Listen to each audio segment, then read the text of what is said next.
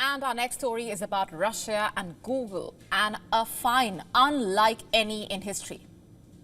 Russia has issued a fine against Google. It is seeking from Google an unfathomable sum of money. It's asking for $20 decillion. Let me just say that again. $20 decillion. You know how many zeros that has? Don't worry, I've got you covered. That's 2 followed by 34 zeros. That's around $20 billion trillion. That sum, by the way, is larger than the world's economy many times over. Now, why is Russia seeking the penalty from one of the world's biggest tech companies? For allegedly blocking pro-Russian channels on YouTube, a Russian court, in fact, has fined Google for, quote-unquote, removing channels on the YouTube platform, according to the Russian state-run outlet. The Russian court has ordered the company to restore channels belonging to Russian broadcasters or face unspecified additional fines, which double every day if not paid within 9 months. You see, in March 2022, YouTube announced the platform would block channels operated by Russian state-run media, like RT.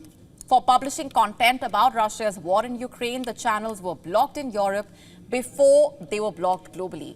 According to YouTube, more than 1,000 channels and over 15,000 videos were removed within a span of 10 days. Though it's not immediately known how many channels have been removed so far, following the onset of Russia's war in Ukraine in early 2022. Google significantly curtailed its operations within Russia, but stopped short of a complete exit. Services like YouTube and Google Search remain accessible within Russian borders. Unlike some American tech companies that fully withdrew, Google's partial operations in Russia continue, although its Russia subsidiary filed for bankruptcy several months into the conflict after the Russian government seized its bank accounts. YouTube's action led to backlash from Russia, which saw the move as censorship, quote-unquote, and suppression, quote-unquote, of its state-sponsored media.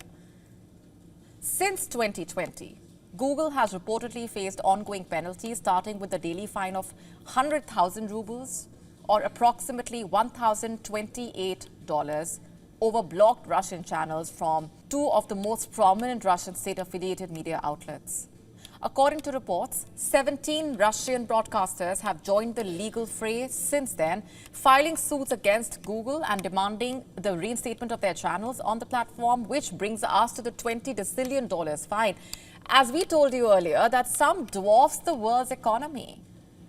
Just for clarity here, $110 trillion, that's the estimated value of the world's combined economy. According to the International Monetary Fund, it's a small fraction of what Russia is demanding from Google, basically. The Kremlin, in fact, has called this fine a largely symbolic measure intended to compel Google to reconsider its stance on Russian broadcasters. Dmitry Peskov, the spokesperson for the Kremlin, told Russian media that the unfathomable fine amount is intended to attract attention to the seriousness with which Russia views the issue of YouTube's bans on Russian media. He said, and I'm quoting now, "I can't even pronounce this figure right," quote unquote.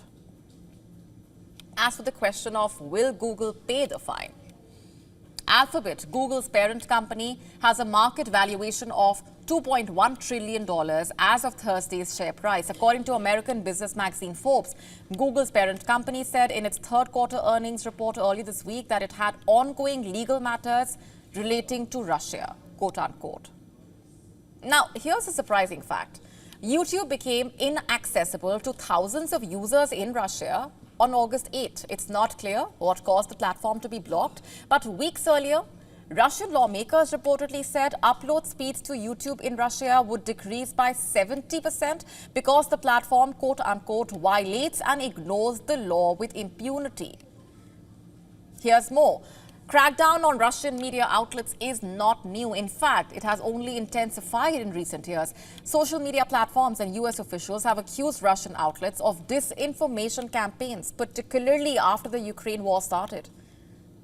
Remember, in September, the Biden administration also accused Russia of election meddling through alleged disinformation campaign involving state-run outlets. Days later, Meta reportedly announced RT and Rosia Segodnia would be banned from Facebook, Instagram and WhatsApp.